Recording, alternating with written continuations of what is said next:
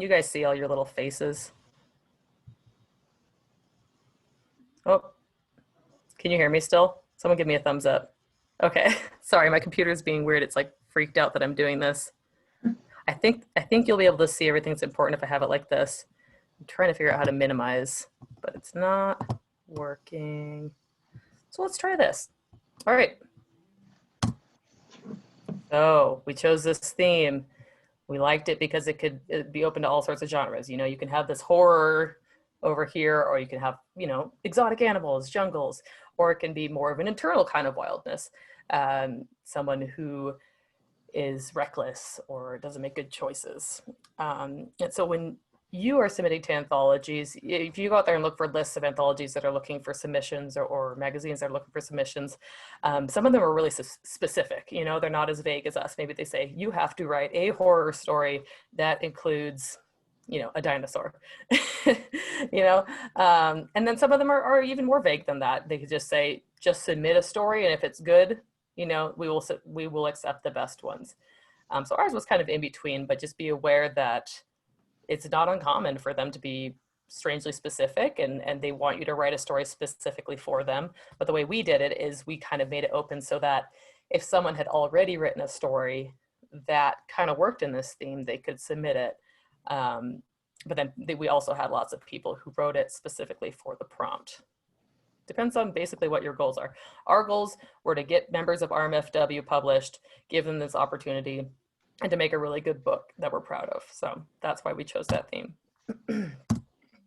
Some of the ways that people interpreted Wild, we had a story called Who We Were Then by John Mummert. That was kind of a literary story about a fatal spring break trip. You know, there weren't really speculative elements or anything like that. We had a humorous story about a flying toaster that's in a zoo in this kind of alternative world where there are flying toasters in zoos. We had kind of a horror fantasy story about this girl with this dangerous untamed magic. It was kind of YA horror.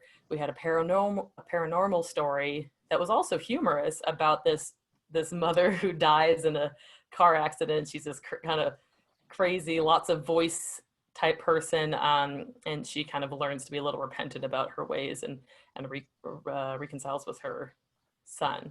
And we've also had lots of science fiction and fantasy. You know, one of them is about, you know, colonizing new worlds. So that setting was really wild. So there's lots of different ways that our authors interpreted it. I'm gonna try and minimize this, but in the meantime, Rachel, you can go ahead and. Okay, yeah. So after we chose the theme, we had to think about our submission guidelines and submission window.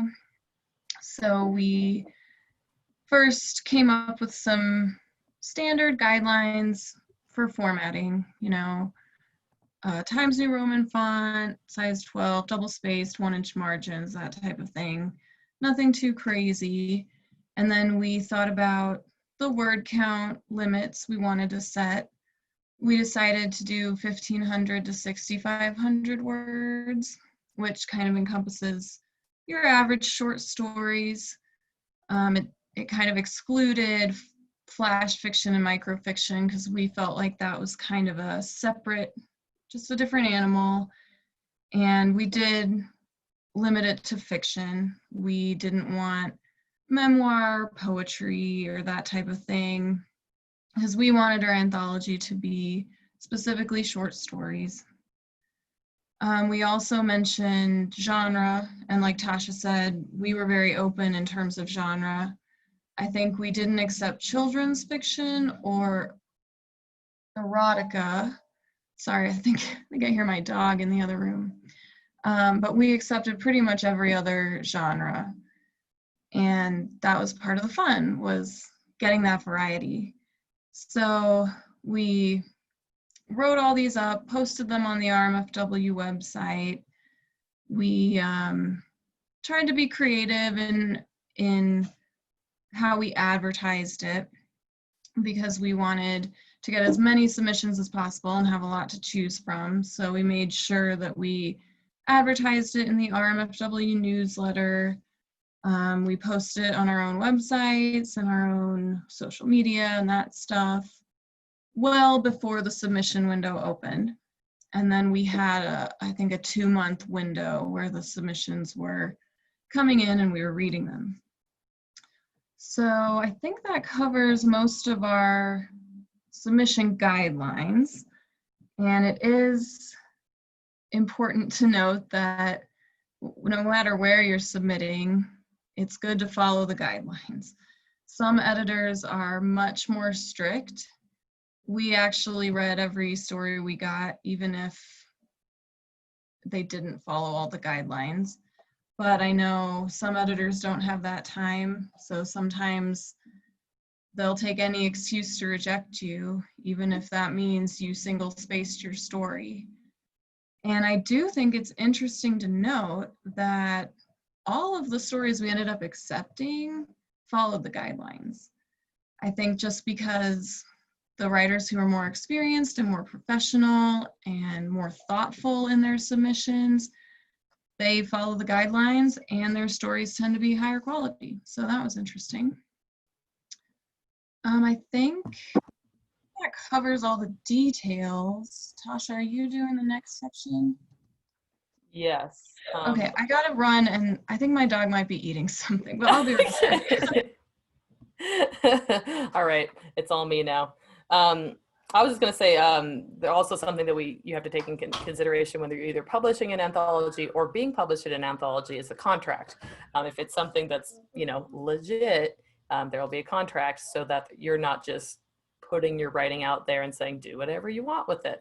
And so we made sure to have a contract written up that's pretty standard, just so that, we had first rights. So basically the first publication of their stories went to us, but then after a year, they're able to submit it to other things because we don't want to limit their opportunities. But other publications, especially ones that are trying to make money, will not do that. They will say, you publish your story in our publication and that's it. But because of the goal of ours, which was to give them this opportunity, not necessarily to make money, we let them basically have publication rights back. And, the author retains the copyright no matter what. We don't own their copyright. So I was going to talk about the submission process. And so we got all these submissions. We got 78 total submissions for the anthology, and we wanted to narrow it down to between like 12 to 20. Some of the previous RMFW anthologies had as many as 20. Some of them had about 15. So we're shooting for around there. And we ended up accepting 14 because that felt like, after we discussed everything, that felt like the most cohesive, highest quality set of stories that we wanted to offer. And the process was, it was pretty long. It took us a while. Each of the submissions, every story that was submitted was read multiple times and by multiple people. We had a team of volunteers who we assigned 2 people to each story to read it separately, grade it based on like a rubric that we had set forth about what quality, just what qualities we were looking for in a story for this anthology. So we made sure to be really thorough with that. So they both read each submission, and then Rachel and I both read every submission, all 78 of them, to make sure that we weren't passing over anyone, and it was all blind. So even if one of our friends had written the story or someone we had heard of, we had no idea because there weren't any names or identifying information on the submissions. So after we had all that scoring that we all had done, we took basically, I think it was like 25 or so of the highest scoring stories, and Rachel and I discussed the submissions several times and said, which ones of these are we really excited about? Which ones of these, even if they're not perfect, have the highest potential to be really good with some developmental editing? Instead of the ones that, maybe were grammatically more correct, but didn't have as much potential to be a story that people are excited about or something like that. So we made sure, we weren't just accepting perfect stories. We were accepting ones that had the potential to be really strong, and they all turned out really great. And then we finally chose the 14 stories, mostly based on quality. What are the stories that were exciting to read, interesting to read? The prose was solid. But also we had to consider how they fit in with the other stories, how they fit the theme, because some stories were submitted that were actually pretty dang good stories, but they had nothing to do with wildness. And so that's something definitely to consider, especially if you're repurposing a story that you're submitting to an anthology or a magazine. If you have the story that's already written and they have this certain theme, if it doesn't fit the theme, or if you can't find some way to fit it in the theme, it's just, you know, it's hard as an editor to say no to those people because they are good stories, but it's just, it doesn't fit with the publication. So we did kind of have to make some rejections based off that. We also wanted to have variety in the genre and in the tone. Rachel and I both write speculative fiction, so that's kind of our bias, is we like science fiction and fantasy and magic and that kind of thing. But we wanted to have a variety. And obviously the theme of wild does kind of cater to that style. But the tone was actually kind of interesting. I feel like it's a lot of short stories can be dark in tone. I think it's almost easier to write a dark short story. I find it easier personally. But we wanted some stories that were uplifting or at least hopeful at the end, you know, ones that didn't end with the character in a worse spot than when they started. And one example of that, though, is interesting. One of our authors, Rick Duffy, he's a great writer. He submitted 2 stories because we allowed multiple submissions, but we said we would only select one from each author. We wouldn't accept multiple submissions from a single author. And so he had 2 submissions that were wildly different. One was set in space, and it was kind of horrific, for lack of a better word. Kind of, you know, like if you've seen 2001: A Space Odyssey, it has kind of an AI like HAL that's kind of dangerous and creepy. And it ends very gruesomely, but again, it's very well written. And then he had another story, the one that we ultimately selected, called Castles in the Sky, which is about a young woman who goes to the city to pursue her dream, which is literally crafting dreams in a notebook that she's had, drawing them in a notebook, and then she can sell them so other people can have those dreams. So it still is very speculative, but wildly different than the other one. And we ended up choosing that one because we had lots of other dark stories. And so we appreciated finding something that was different in tone and that shook things up in our anthology. So this whole process took about 3 months-ish, you know, pretty thorough. And yeah, I think Rachel can talk a little bit more about, like, you know, it's so subjective. What is a quality story? So we wanted to talk to you guys, you know, from a writer's perspective, what makes a short story specifically high quality? Yeah, I can go into more detail on that. As Tasha said, it's extremely subjective. Obviously, our own tastes came into play. And of course, we were looking at how the stories fit the theme and how they fit together, how they complemented each other. But the main thing we looked at least in the first round of reading all the stories and narrowing them down, was the short story craft. And, you know, looking at the main elements: plot, character, setting, you know, emotions, themes, and of course the all-important conclusion. And I'll go into detail on each of these elements. These are the primary things we looked at when we were reading submissions, and they're also the primary things I look at when I'm writing a story or revising a story or working with a critique partner on their story. So first, let's do plot, which I think all of these elements, if you write novels, these elements apply to both novels and short stories, but in short stories, it's a little bit condensed. It can be a little different because they're so short. You don't have room for as much detail. So with the plot, generally you only have room for one central plot. Most short stories don't have any subplots.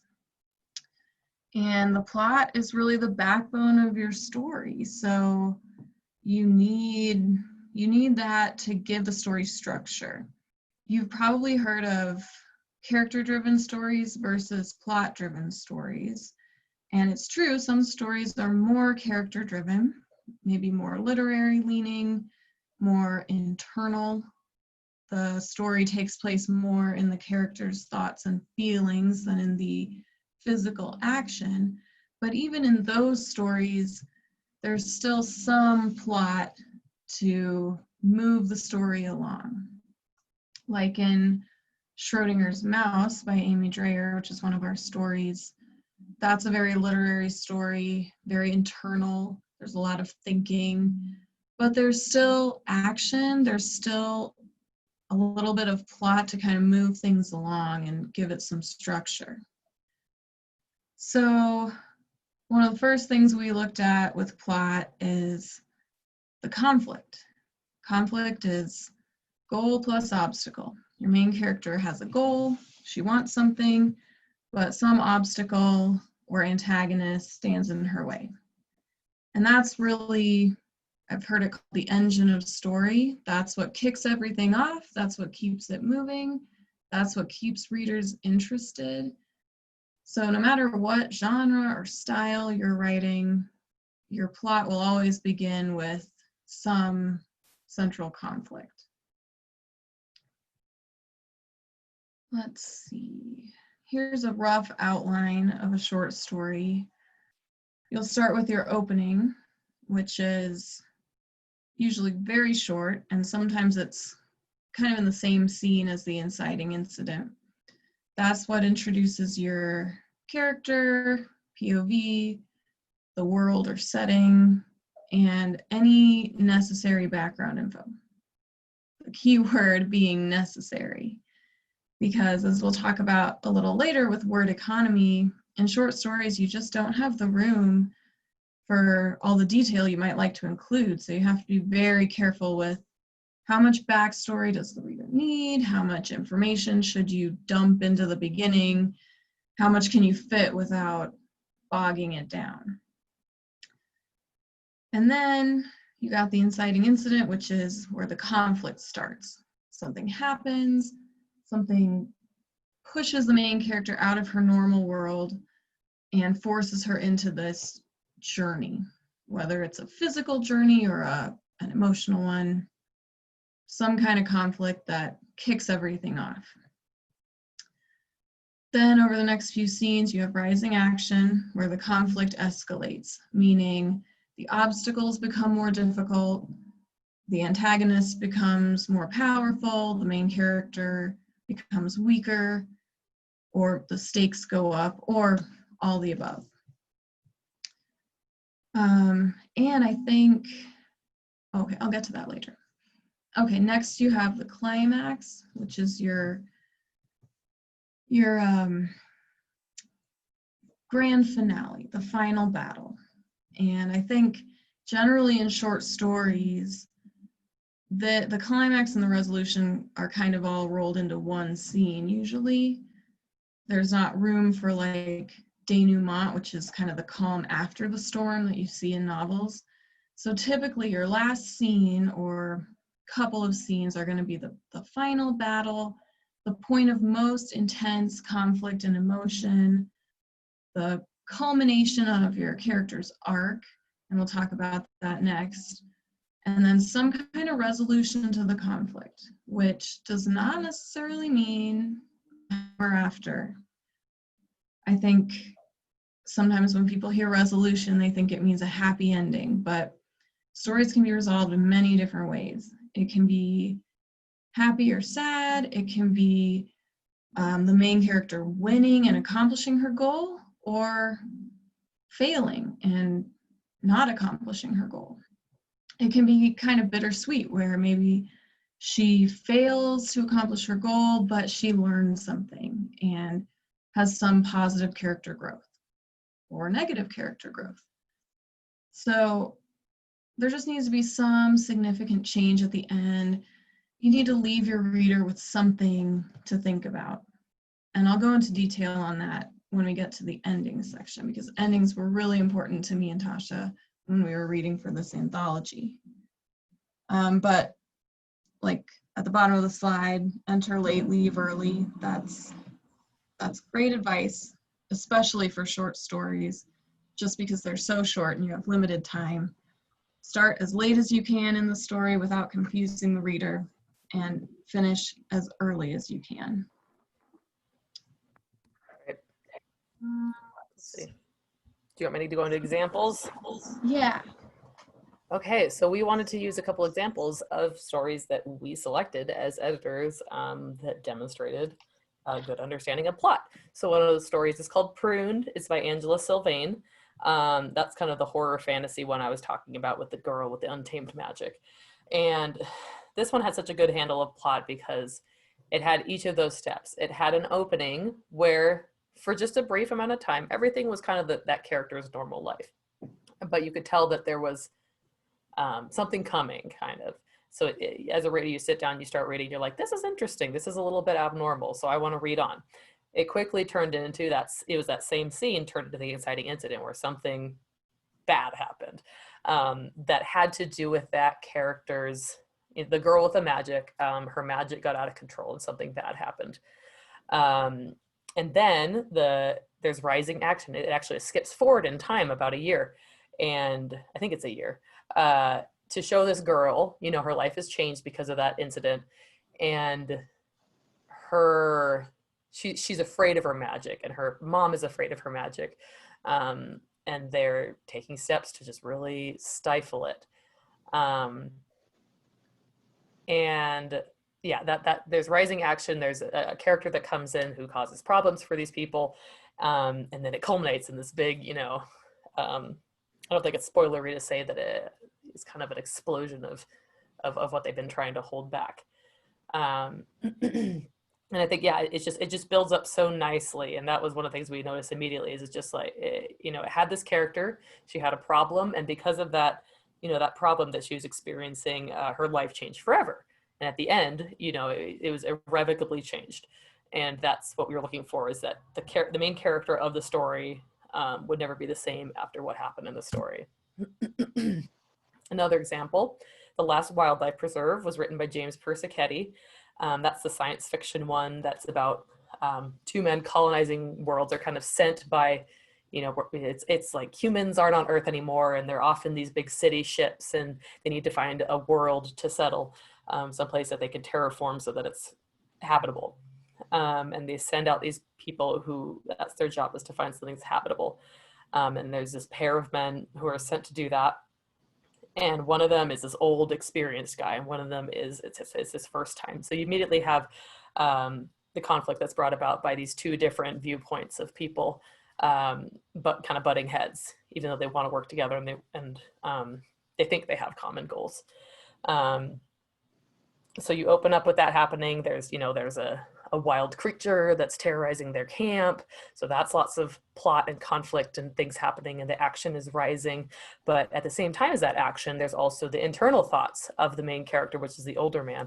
And he has an internal conflict that's going on. And that builds up because of the events and because of his conversations with his partner. And in the end, again, there's a climax that one kind of has a twist, and you're like, whoa. And so I love twists in stories, but honestly, like I think the majority of the stories we accepted didn't have twists, because it doesn't take a twist in a short story to have a well-written, satisfying story. I think sometimes, at least myself, when I was a younger writer, I thought I had to have a twist in a short story in order for anyone to remember it or like it. But a lot of our stories didn't necessarily have twists. They had build up that made sense for the character and for the plot, and was satisfying at the end. However, this story did have a twist, and it's a pretty exciting one. Yeah, that's a really good point about having the character's internal conflict along with the external conflict in the plot. And I think if you're struggling with a story, thinking about your conflict and trying to boil it down into a sentence, what is the conflict of the story? That can usually help you get through the block if you're early in the story writing process. Usually for me, when I'm struggling to kind of find the heart of a story and kind of finish the first draft, usually it's because I haven't identified my conflict. And it's always better if you can have multiple sources of conflict, like, your main character, like in Castles in the Sky, the main character is struggling to make a living on her dreams, selling her dreams, which is cool. But then in addition to that, in order to pursue that dream, she had to kind of leave home and become estranged from her parents who didn't support her dream. So we ended up with a combination of external and internal conflict, and it worked really well. So conflict can often be the key to your plot.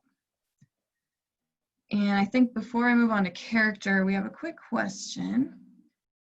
Amanda asked, when writing a short story, do you just end it or can there be a sequel? Which is interesting, because I've never really thought about that. That's a good question. I think it depends on your goal with the story, right? Mm-hmm. If Yeah, you're submitting it to a publication, I would recommend against it, right? Is that your hunch? I think if you want to traditionally publish your short stories, they should at least stand alone. Okay. It doesn't mean you can't write multiple short stories with the same characters or the same world. And I know a lot of people do that. You know, they have a book series and then they write little spin-off short stories with the characters and the world and the magic system, and that can be really fun. So you could write a series of short fiction if you wanted to, but it probably will be a hard sell to traditional publications. Or you can write individual stories that may be part of a series, but if they kind of stand alone and have a satisfying ending in their own right, then they'll be more saleable in the traditional market. Yeah, honestly, I said I wouldn't recommend it, but my story that was published in the 2016 anthology Found, I wrote it basically as a prequel to the novel I was working on at that time. But it had all those aspects of plot. It had an opening, you know, it had that climax, it had a little bit of resolution at the end, even though it was technically leading into a novel. I didn't really say that, you know. I wanted people to be able to appreciate it on its own. You can do that though. You can do a short story as a prequel to a novel then? You can do that? Totally. Yeah, okay. Unless they say they don't want that in the submissions thing. So what we said when we asked for submissions, we said we don't want like an excerpt from a novel, you know, where it's just you've written a whole novel and you sent us the first few chapters.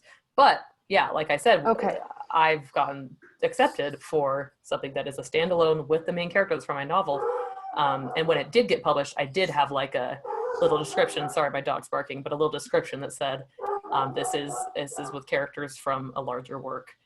And then another example, I think I actually like writing this way. I like that extended universe style. I've been writing like romantic comedy short stories. I have a novel that I wrote last year during NaNoWriMo.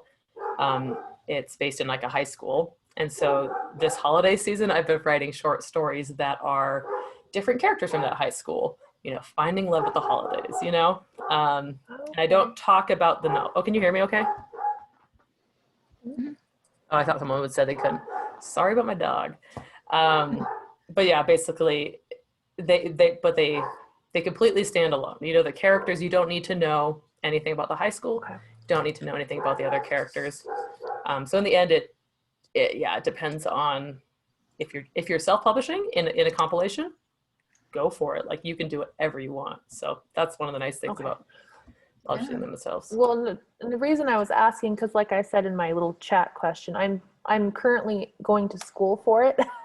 I'm doing online school and everything like that. So, but a friend of mine sent me to you guys to learn more, which I'm totally open to. Unfortunately, I have to go to another meeting for my job, but I will look into your RMFW if that's cool. Sorry you have to leave, but thanks for coming. No, thank you very much. And seriously, I'm gonna look into this, and it'll be on the YouTube channel. Is that what Erica was saying? I believe she will put it up on the Western Writers YouTube channel. Okay, perfect, awesome. Well, thank you so much. Yeah, thank you. Okay. Rachel, is there another question in chat? I can't tell. There is something about a slam poetry class on 10/13. So if you have young adults who want to do that, let Erica know, I guess. That's cool.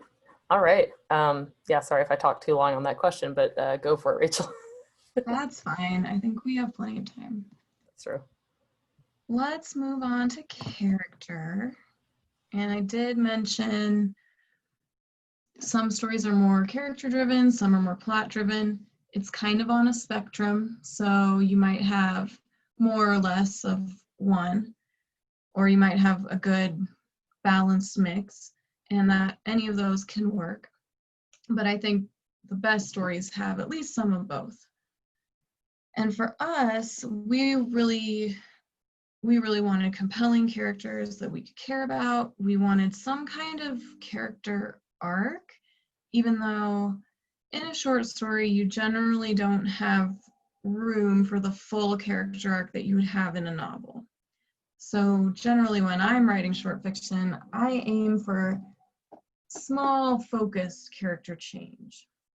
The character maybe overcomes some flaw or fear, maybe learns a lesson, something about the character changes or their worldview changes by the end of the story. But it doesn't have to be as complex as you would see in a novel. And keep in mind that a character arc is not just at the end where the character changes. That's very important. But it's also important to kind of build up toward that change throughout the rest of the story.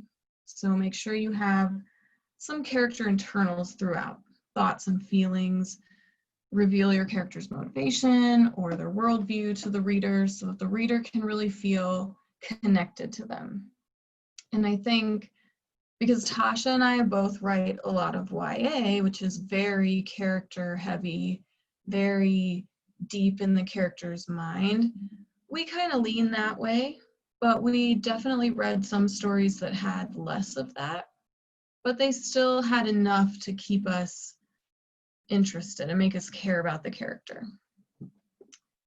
So that's kind of your main character. And then you will probably have a few minor characters in your story as well. And I think you need enough to populate the world and make it feel lived in, but it's easy to end up with too many characters crowding your short story. You can end up with what I call character soup, where the characters are all kind of indistinguishable from one another. So I always aim for quality over quantity with my characters and make sure that each one is serving a clear purpose.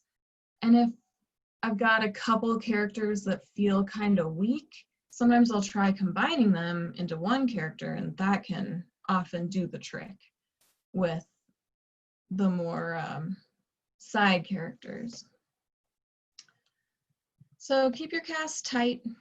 Use your characters as much as you can. Like use them to create conflict, use them to reveal something about the main character, use them to illuminate your theme or your message. Try to make them all do double and triple duty. Yeah, and most short stories won't have multiple POVs just because there's not enough room. Right. You want to go into examples? Sure.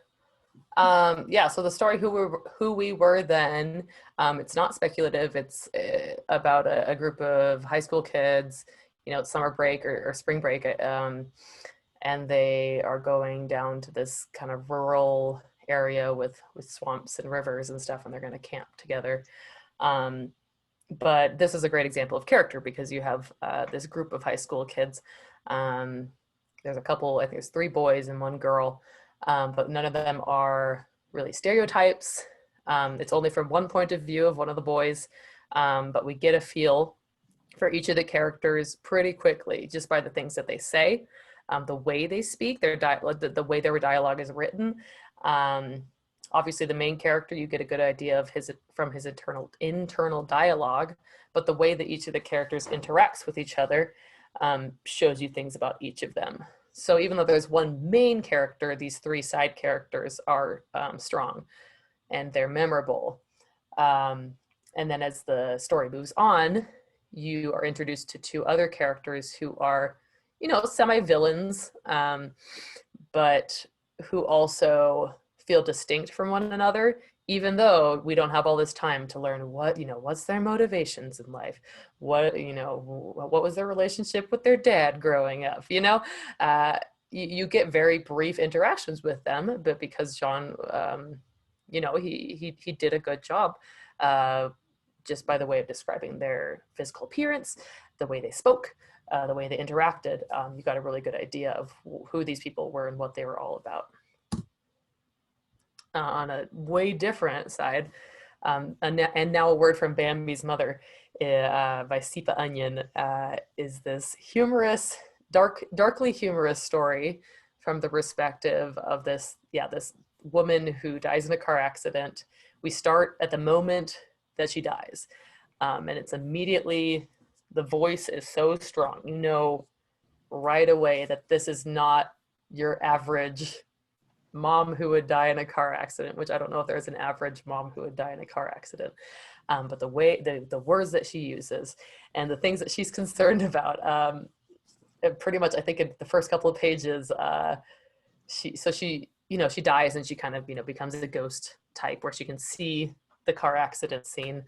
And immediately she comments, "Oh no, my implants veered across the asphalt," just like this raunchy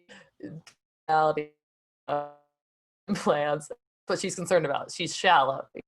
And so immediately, she didn't have to say, "I am a shallow person," or "I am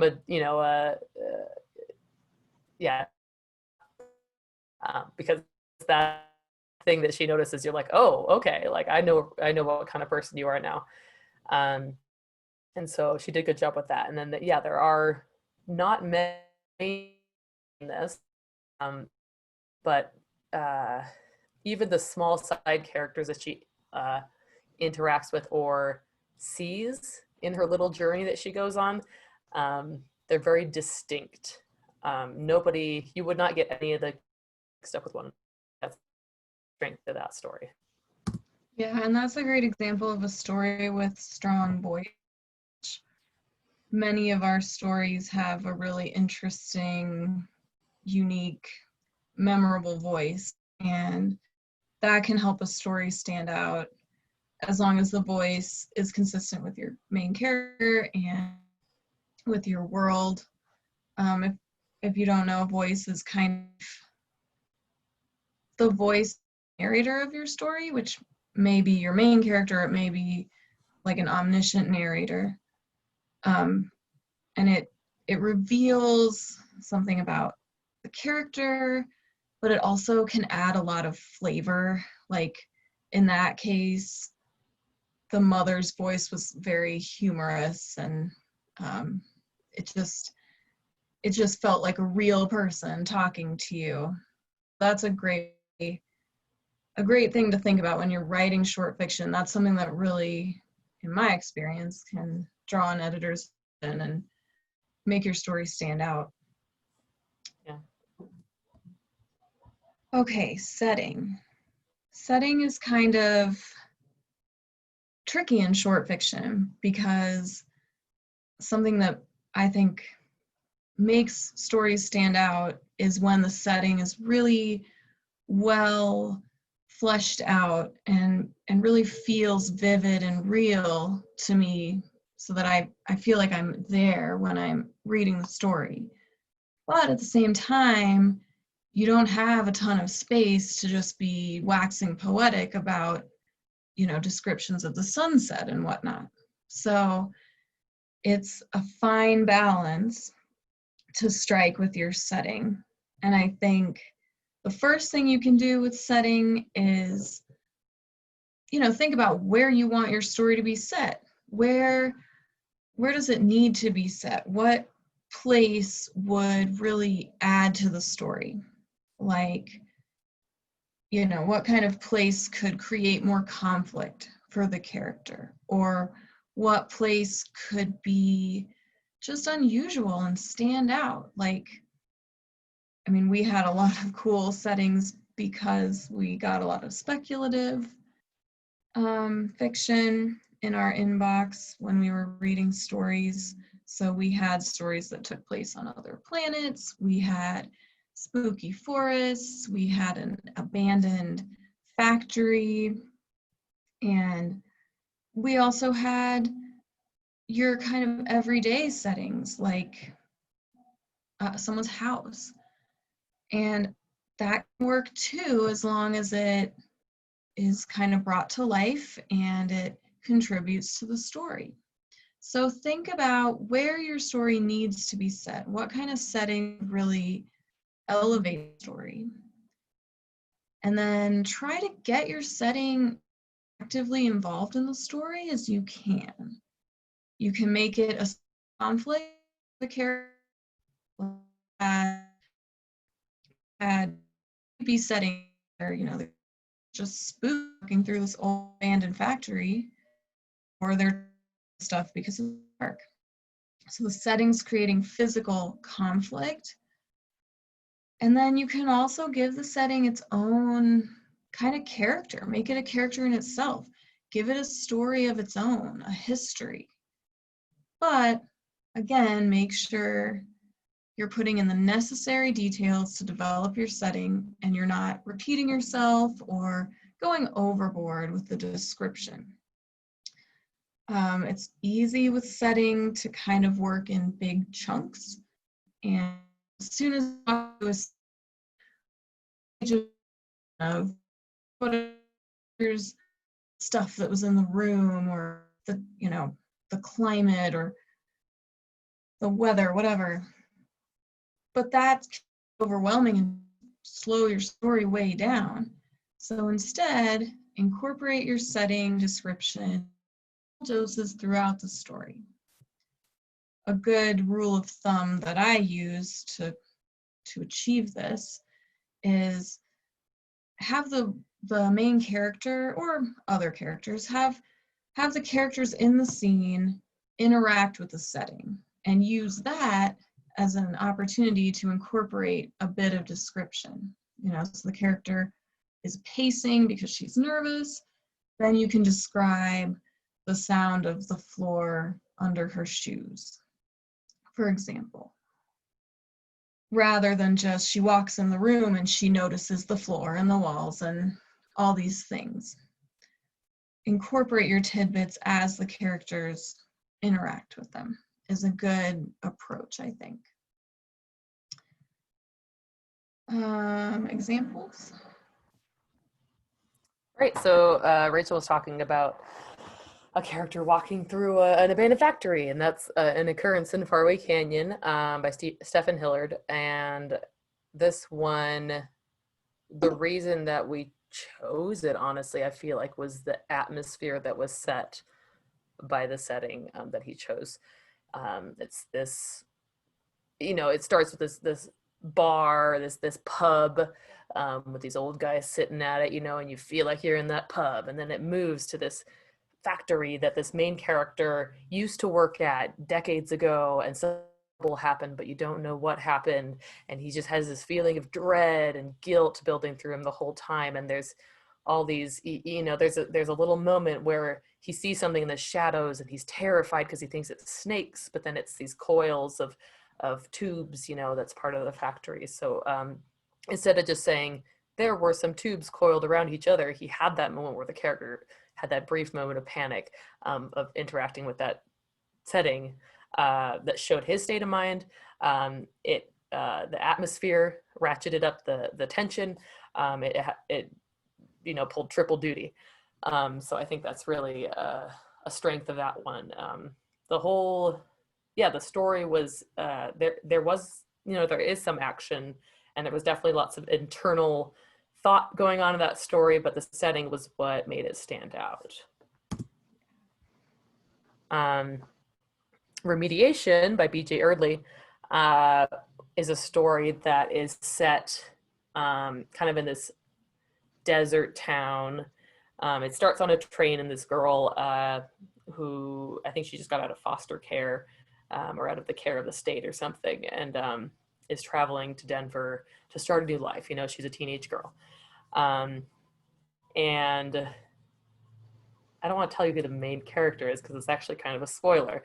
But it's about this girl, and she decides to just hop off the train and just stay in this desert town, this tiny little town in the middle of nowhere. I think it's in southern Utah. And just the way that the author describes everything, you feel like you're present in that town. And you could tell she lives in that area of Utah, and you can tell she's walked these kinds of streets before, and there is history in the towns. It talks about an old Japanese concentration camp that's outside of town. It talks about wildflowers and types of birds. Those play a big role in the actual thematic elements of the story. The birds that you hear they play thematic roles in the story. So this one's more literary. It's not as much of like a spooky, more action-y kind of story like the previous one I talked about. This one is literary. There's symbolism to the flowers and the birds that she mentions, and there's symbolism to the setting of the story and this concert, the camp that it's near. Towards the end, there's a bike race, a big, one of those big fancy bike races that comes into town, and just all these people are moving into this small town, and you feel just how off that feels to the characters because it's this dusty little town. And this one, where it feels like the setting is a character. And so when that bike race rolls in, you feel like something's happening to this character that is the town. So I think that's a really hard thing to do, but she did it really well. And if you're able to pull it off, like that's definitely a way to have a memorable story that stands out from other submissions. Agreed. Yeah, and I think I missed a slide. I'm sorry. Oh, did I? Just go back to the second setting slide. Oh, wait, go back. Yeah, sorry. No I'm worries. struggling with so many screens up. Me too. Yeah, here's just a little bit more, some ideas to get you going on your setting if you're working on a short story. It's great to try to utilize some of the less obvious setting elements, like Tasha mentioned in remediation. There are plants and birds, and the wildlife is a huge part of the setting and like the history of the town. So that's something to think about. Like one of these bullet points is memories, emotions attached to the setting. That could be, the main character goes back to a place that reminds her of some place she's been to, or a place she's been to before that has memories attached to it. Or it could be like the history of the place, like the concentration camp. That can add so much emotional impact to your setting.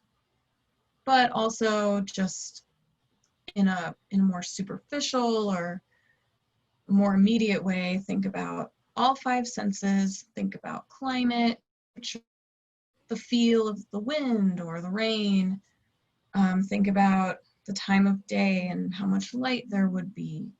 Think about how big the space is that the character's in. Like, is it a small room or a big field? And who else is there? Are there people or plants or anything the character might notice or interact with? These are all great things to brainstorm when you're incorporating your setting. Obviously, don't include every detail you can think of, but it's great to think about all of them and then choose a few key details that have the most impact on the story and put those in. Keep the rest in your back pocket for later. Another great idea is show the setting through your character's eyes. That's where, if the setting reminds them of something or brings back a memory, or just, it can be a way to show the character's worldview. Like some people might be really uncomfortable in the city, where they're walled in by buildings, and other people might be like, this is so cool. It just depends on where they grew up, their general attitude toward life.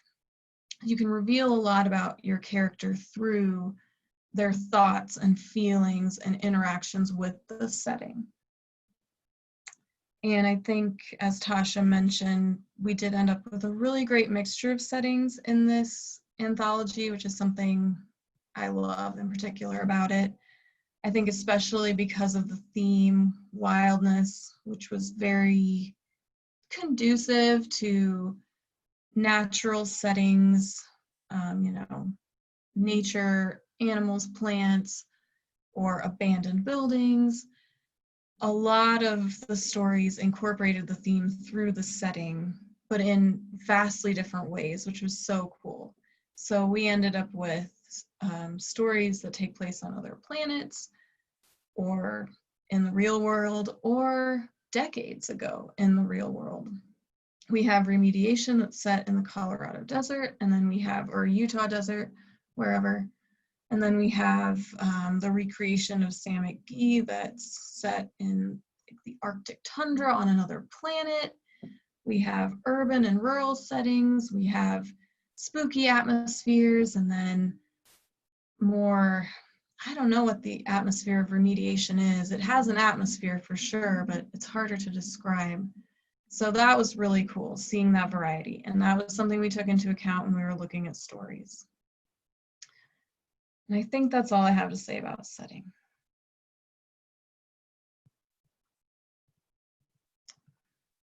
Okay, endings. Endings, in my opinion, are probably the single most important element of a story. Obviously, your beginning and middle has to be good in order for the reader to get to the ending. Obviously, all of the things we talked about are important, but I think what I learned through reading submissions for this anthology is that the ending can really make or break a story. If you have an otherwise solid story, a great ending can elevate it to an amazing story. Whereas a mediocre ending can kind of bring the story down a little bit. So it's something to put a lot of time and thought into when you're working on stories, and make sure it's clear, make sure you don't rush through it. You devote the time the ending needs to really be impactful. And think about what would make the ending satisfying based on everything that's come before.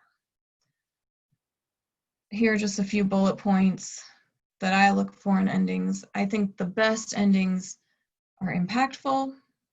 They're unexpected but not unbelievable, meaning there may be a twist, or it may be a little more subtle than that, but it's still something that the reader didn't 100% see coming. But you've set up enough clues beforehand that when it happens, the reader can look back and say, yeah, it makes sense. The ending flowed logically from the rest of the story, even if I didn't pick it. The ending needs to be clear enough that the readers know what happened. Because I have read a few stories where the ending is just so vague. I'm like, I get to the end and I feel confused. I'm like, what just happened? And that's not satisfying to me. So it needs to be clear enough. But you can have an ambiguous ending, or an ending where maybe the reader has something to think about when they leave the story. Maybe they have to decide what they think happened. That can work really well for some stories. And the best endings provide some resolution to the main conflict, which, as I mentioned before, is a happy ending. It does not mean necessarily that the conflict is wrapped up with a neat bow, but there's some resolution or hint at resolution.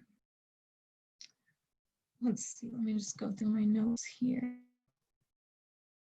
I think it's especially important with short stories to have a great ending, because that's the last thing your reader sees in your story, the last experience they have with the characters.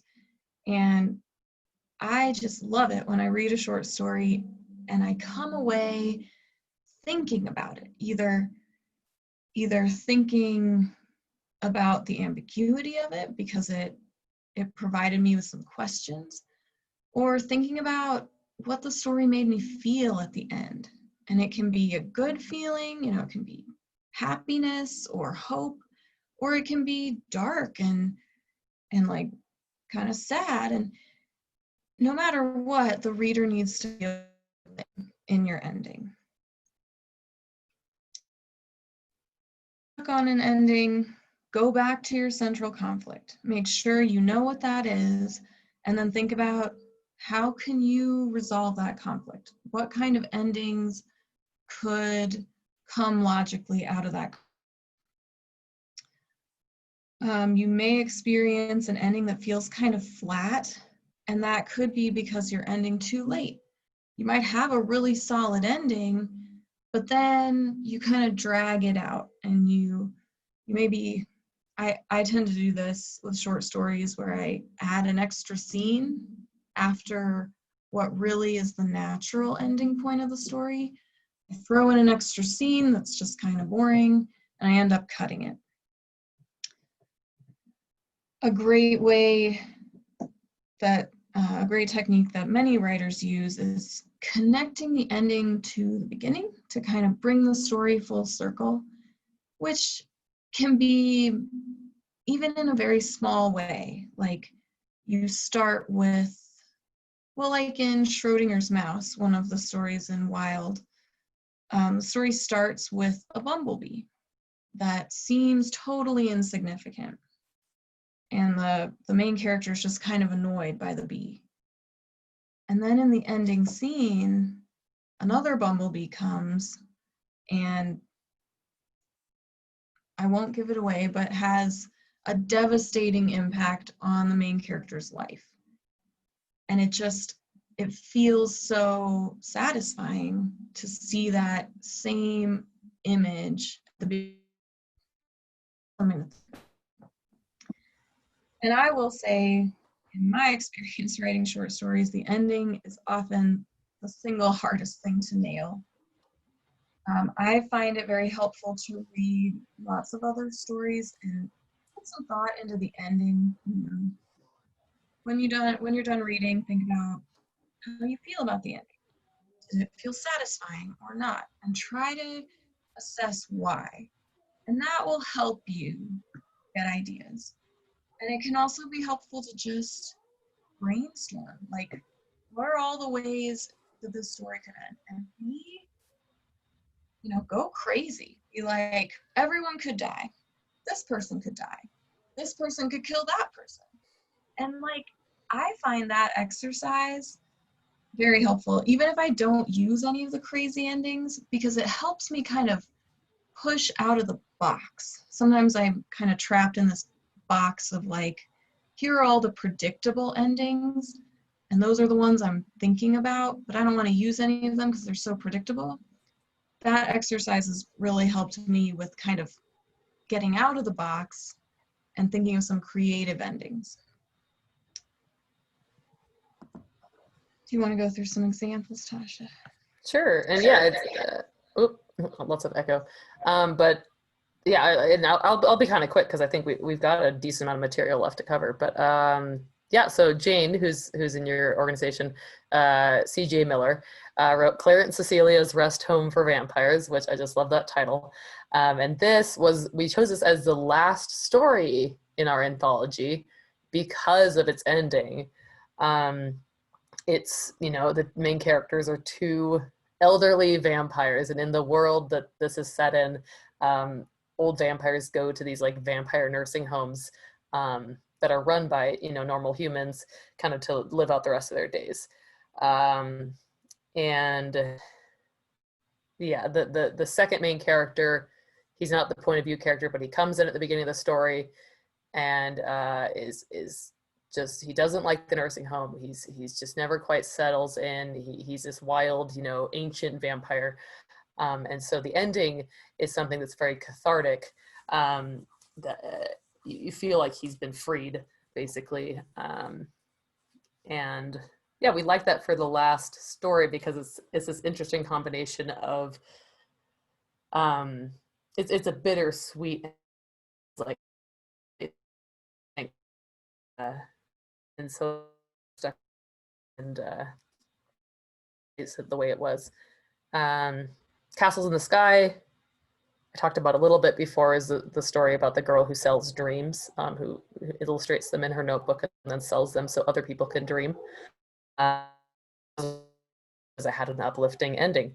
It's funny that I'm talking about both these endings that are kind of uplifting, because most of the stories in ours maybe aren't necessarily. This one had a little bit of a twist in there, where there's a character that exists in the story and you don't really know who they are till towards the end. And once the point of view character finds out who they are, everything changes. Their whole perception of what's been going on shifts, and their perception of how their life has been going to that point shifts. And so I feel like that was a satisfying way of doing a twist that wasn't out of nowhere. When you look back, you realize where it was coming from, and that thematically he had been building up to it.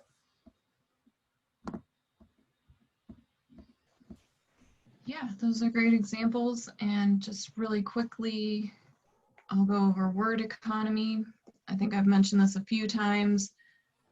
Word economy just means using the bare minimum number of words, making sure every word, every sentence, every element of your story is building toward your vision for the story and not just taking up space. So watch out for crutch words, words that you use all the time, or words that don't really add much meaning. Here's just a few. The Hemingway app is something I haven't used, but I think it helps with that. Yeah, it's something where you can basically copy and paste your writing into the word editor, and it will highlight, this is where the adverbs you're using are. This is where you have a really lengthy sentence that could probably be cut down. So that's kind of a useful tool that I've used before. Yeah, that's really helpful. Reading out loud can be very helpful, just because it helps you catch the clunky phrasing, the repetition, things like that. And that's not to say that you should sacrifice your individual voice and style for the sake of word economy. Like we had Remediation is a very beautifully written, lots of imagery, lots of vivid description, but even when you're going for that style, it's important to trim it down where possible and make sure you're adding, a sentence-long description of the sunset rather than a page-long description. So don't use literary style as an excuse to just fill your story with extraneous words. Still be mindful of word economy. Avoid purple prose, which is basically what I mean when I say, the page-long description of the sunset. But definitely keep your own flavor in there, your own style. And of course, polish your story as much as you can before you submit it anywhere.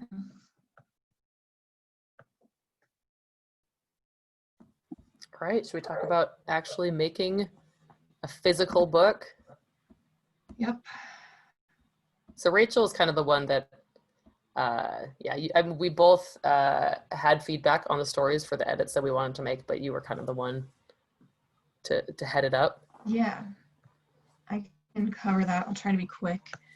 I did 3 rounds of revisions with each author on their story. First, I did developmental edits, which is like big picture stuff, plot, character, maybe setting. Then line edits, which is like, sorry, that's my dog. Line edits would be, trimming individual sentences that feel clunky, or maybe rearranging sentences so that the ideas flow more logically, stuff like that. And then also like individual words, this word doesn't seem to fit with the voice or the time period, for example. And then copy edits was like final polish, tweaking things here and there, punctuation errors, typos, stuff like that. So I think the biggest thing I learned from this process was the importance of maintaining the author's vision. I wanted to understand what they wanted the story to be, and then help them guide toward that, rather than turning into my own story, obviously. So I really tried to ask questions of the author and make sure I understood their vision. And then I tried to diagnose problems rather than prescribe solutions. So I would say things like, this is unclear to me, or I find myself wondering, what's the character's motivation here? Or how does this world building element work? And then if I had suggestions for how to fix it, I might include those, but I made it clear that I wanted the authors to address the issues in their own way, in a way consistent with their own voice and their own vision for the story. And that's typical of any kind of critique group, I think, but especially when you're editing someone else's work, I learned that that is very important. And ultimately, it was a really great collaborative process with all the authors. I was really impressed with all of their revisions. I mean, I just dumped a bunch of word vomit at them, like, here are all my thoughts on your story, and they managed to digest all of that and then work on the story and send me a new draft that was just so much stronger. So it was a really fun process. I learned a lot from all of them. And by the end of it, I felt like every story was still the author's story. You know, I hadn't changed it into my voice or anything. So felt like I love each of the stories as much as if I had written them. So it was just really fun. I think this is something that's useful for those of you who are in critique groups or have critique partners, is to remember that there are those 3 different types of edits. And so I feel like often in a critique group, people tend to, you get the pages from the person that needs the critique and you go right down to the nitty gritty. You go down to each word, you go down to the punctuation and the grammar, and you're marking all the little grammar things. When in reality, most of the time what you should be doing is these big picture edits. This plot point didn't make sense to me. Why is this character doing this thing? Because chances are they will be changing that scene. And so all your careful little marks on the little grammatical errors, or, you think they should tweak the prose, might be deleted. And so that's something definitely to keep in mind. When someone asks you to give feedback on your work, you say, okay, is this mostly polished? Do you just want tiny stuff? Or do you want me to make these big picture comments? Yeah, totally agree. Okay, so of the co-editors, I was kind of the one who, once Rachel had done this big process of editing with the authors, I took all those and put them together into an actual physical book as well as an ebook, which was a really great learning opportunity for me because I had never self-published before. We were basically published through RMFW Press, and we put it up on this site called Ingram Spark, which is a really great place to use if you want your books to be put in indie bookstores and libraries, because indie bookstores and libraries don't like Amazon very much. They're not friends, because Amazon is trying to kind of take over the market. But at the same time, Amazon is very useful. It's how a lot of people buy their books. And so we did a combination of the two. And so we had to have a cover. Luckily for us, we had allotted money in the budget to pay for a cover, because even though I am somewhat graphic design, I have a little bit of graphic design experience from a previous job, so important that it's I did. Fortunately for us, one of our authors had graphic design experience and was like a graphic designer for real life stuff. You see here, she took our feedback. So if you ever end up working with a cover designer, it's so important to be specific. If you don't have a specific image that you have in mind that you want to use, graphic designer, you can, hey, I want to evoke this certain feeling, or thematically, this is where this book goes, or there's this certain symbol. And they can make it, and like this one, we have dark stories and we have light stories, but they're all, the twistedness and intertwining of all of them is important in the wall. And so she found this image, which is so perfect because you've got the shadows, you've got the light part, you've got the way that it intertwines with the text. And so I was really happy with how she did that. But it's a skill to be able to communicate with a graphic designer or an artist. And so if it's frustrating at first, if you ever end up working with a cover designer, or if you're trying to design a cover yourself, don't get down on yourself because it's not something necessarily that comes naturally. But I just want to stress that, like, yeah, covers are very, very important, whether it's the thumbnail cover for an ebook on Amazon or a physical cover, you know, here's our little physical cover, where someone's holding in their hands and they're seeing and feeling and looking at it. It makes a huge impact on readers and their decisions to buy. To format the book, that's kind of more of a process than you might think it is. We formatted it in Microsoft Word.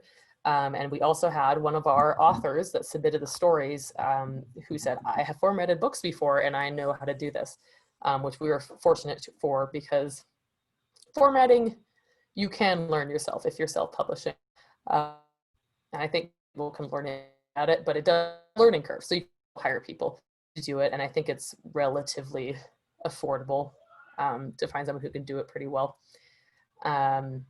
But yeah, we did it in Word. You can also do it in Scrivener. You can do it, and there's online software that you can use. And then we had to export it to these multiple file types because in order to make an ebook versus a paperback, there are file types that Amazon needs and that Ingram Spark needs. And there's lots of really good guides on that can help you go through that. And honestly, that's what I used to learn all this stuff. And I just think it's so great that there's all these resources online for that, for people who are self-publishing. And then marketing. We felt really strongly that we wanted to involve our authors in the marketing of the anthology. And that's not, necessarily a traditional thing. Some anthologies, you just get your story accepted, you edit it, and you put it out there, and then you're pretty much done. And you can market it, you can share it with your friends if you want, but they're not really asking anything of you. But because all the authors are members of the organization, it was kind of a collaborative process. We felt pretty strongly that we wanted them all to feel involved and feel like this is something that they created as well, not just us. And like I said earlier on, we were going to have an in-person book signing at the Colorado Gold Conference that was supposed to happen last month. We were supposed to have an in-person panel at Tatter Cover. But because of the pandemic, went a little crazy and you can't really have in-person events. And so we had to pivot, and that was an interesting creative exercise. It was an interesting challenge to say, okay, what is the point of these events and how can we replicate that with virtual events and emails and social media interactions and things like that. I think we did pretty good. We had a Zoom event. It was kind of in the middle of the virtual Colorado Gold collaboration conference thing that they did. And it was really enjoyable. Like, it wasn't like there was thousands of people there, but it was interactive, and our authors who wanted to be on a panel took questions and talked about their stories. And it was so fun because after that event, or during the event even, all the authors were saying, oh man, I'm so excited to read all my fellow authors' stories because of the way that everybody talked about them. And it just made people more excited to read the book and buy the book. And yeah, marketing could be a whole hour-and-a-half presentation on its own from people who are a lot more knowledgeable than me, but I like to think that I'm a pretty good marketer, and I like to be creative about it. So there's lots of resources online again, but don't be afraid to be creative and think outside of the box, because that's a lot of the times how you can stand out. I'm not sure what next slide is. Oh yeah, we're pretty much done. We're right on time. Do you have any final words, Rachel? No, just we love this anthology, and we would love for you to support us and our authors and RMFW. If you like reading short stories, please buy the book and give us a review. We'd really